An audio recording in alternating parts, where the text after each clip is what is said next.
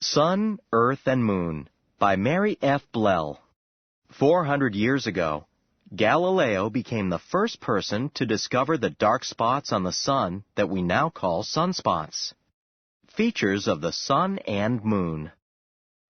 The Sun. The Sun is the nearest star to Earth. It is so huge that 1,000,000 Earths could fit inside it. The Sun looks like a giant ball of fire in the sky. At one time, people thought it was a huge burning rock, similar to a piece of coal on fire.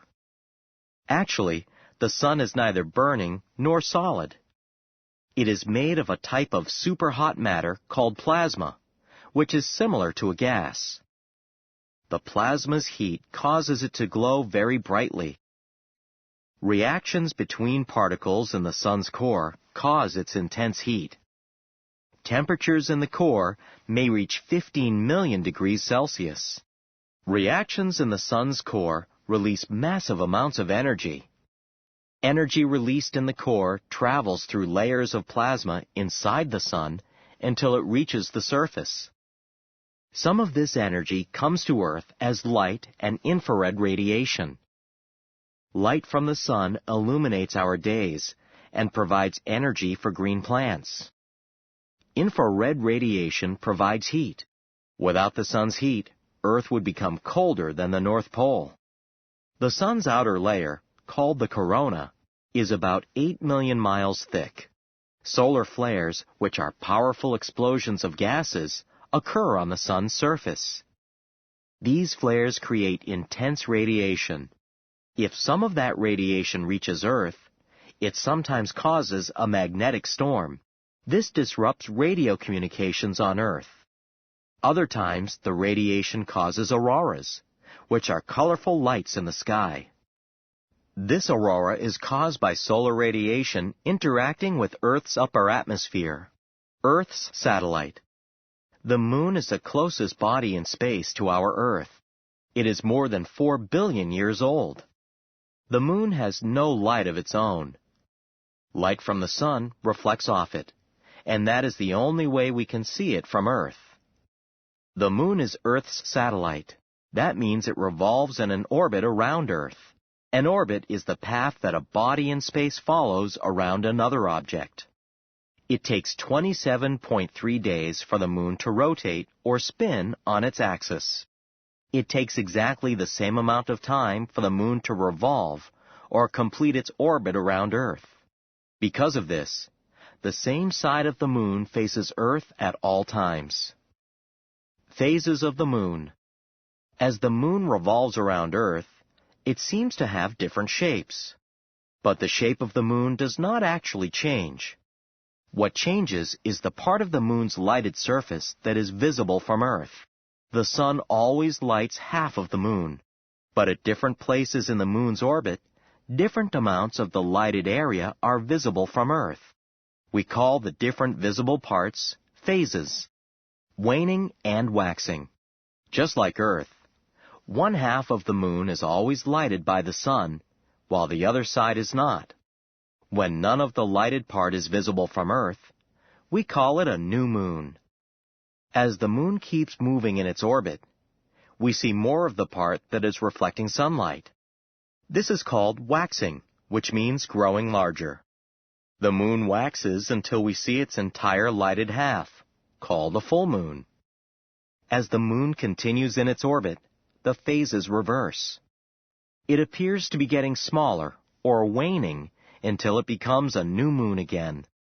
It takes about 29.5 days for the cycle of moon phases to be completed.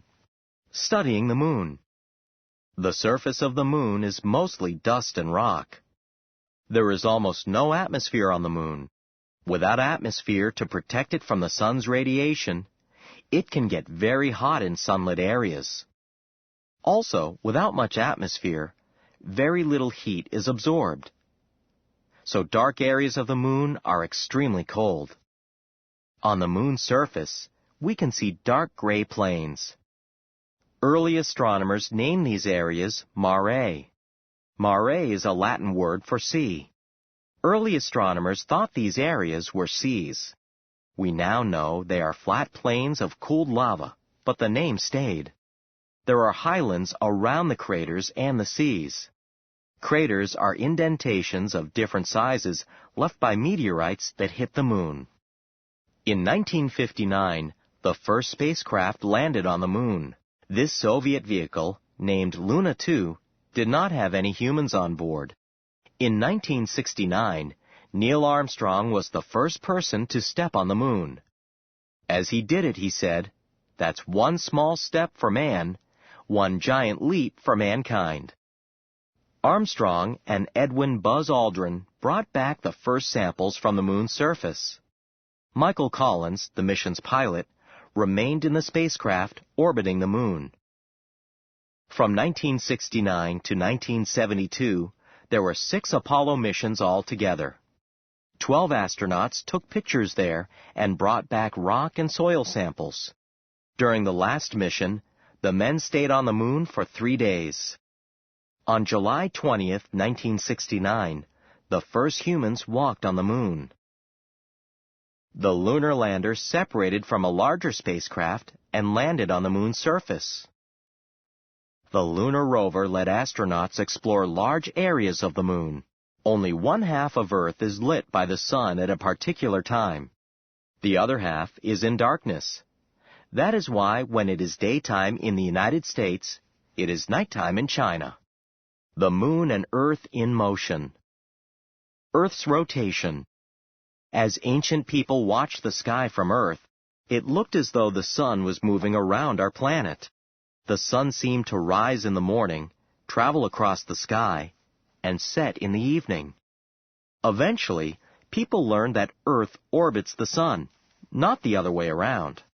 Earth revolves around the sun in an orbit, and it also rotates on its axis. It rotates every 24 hours. This rotation is what causes us to have night and day. Earth always rotates in the same direction. This is why the sun appears to rise in the east and set in the west. Earth rotates from west to east. We see the sun first in the east because Earth is turning toward that direction. In most places on Earth, there are more hours of daylight during the summer than there are during the winter. This is caused by Earth's tilted axis. Look at the diagram on page 8. Notice that the southern part of the planet is tilted toward the sun, while the northern part is tilted away. The parts of Earth that are tilted toward the sun have more daylight hours. The parts that are tilted away have fewer. This effect is greatest at the poles. When the North Pole is tilted toward the sun, it gets sunlight 24 hours a day. The sun is up all day for 6 months. When the North Pole is tilted away from the sun, it is dark all the time. Have you ever seen the moon during the day?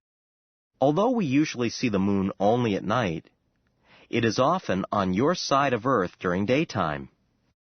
The sun is not exactly in the middle of Earth's orbit. The direction of Earth's tilt on its axis causes the seasons. When the North Pole tilts toward the sun, the northern hemisphere of Earth has summer, and the southern hemisphere has winter.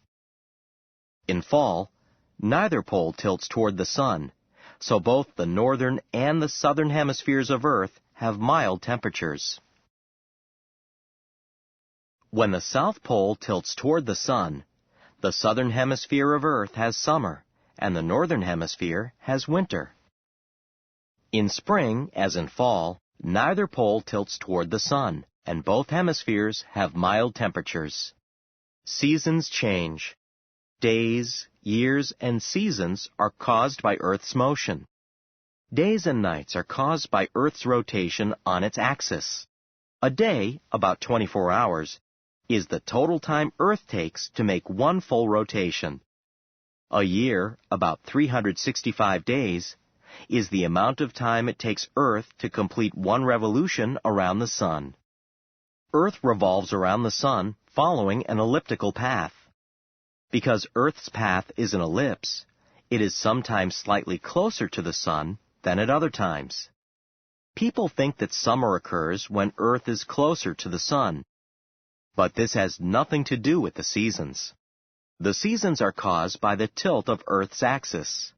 The sun warms the part of Earth that is tilted toward it more than it does the side that is tilted away. The part that is tilted toward the sun has summer, while the other part has winter. The tilt causes the temperature to change by changing the angle at which the sun's rays hit Earth. When part of the planet is tilted toward the sun, that part receives sunlight at a direct angle, delivering lots of heat. When part of Earth is tilted away from the sun, the angle is less direct. The sun's rays are more spread out, so they do not warm that part as much. Solar eclipses. The changing positions of the sun, the moon, and Earth can cause solar and lunar eclipses. A solar eclipse is when the moon passes directly between the sun and Earth. Although the two bodies are not the same size, sometimes the moon will block the sun's light for a while. The moon crosses a little above or below the sun because of the tilt of its orbit. But sometimes the orbit of the moon crosses exactly between the sun and Earth. When the three bodies are in line, the moon casts a shadow on Earth, blocking the sun. The shadow has a small dark center called the umbra, and a lighter outer part called the penumbra. When the moon seems to block all the sunlight, we call it a total eclipse. Total eclipses are seen only in areas covered by the umbra. If the moon blocks only part of the sunlight, we call it a partial eclipse. Partial eclipses can be seen in areas covered by the penumbra. When the moon gets into position for an eclipse, sometimes we see only the sun's corona. It looks like a bright glow around the moon. At other times, the sun is closer than usual and the moon is farther away than usual. Then, the whole sun does not seem to be covered by the moon. This is called an annular eclipse. You can see the sun in the shape of a ring. In an annular eclipse, a small part of the sun can be seen around the edge of the moon. Here, you can see the corona of the sun during a solar eclipse.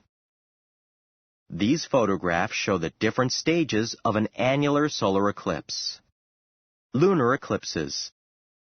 At certain times of the year, the sun, Earth, and moon can line up to cast a shadow on the moon. Up to 3 times a year, the full moon moves through Earth's shadow.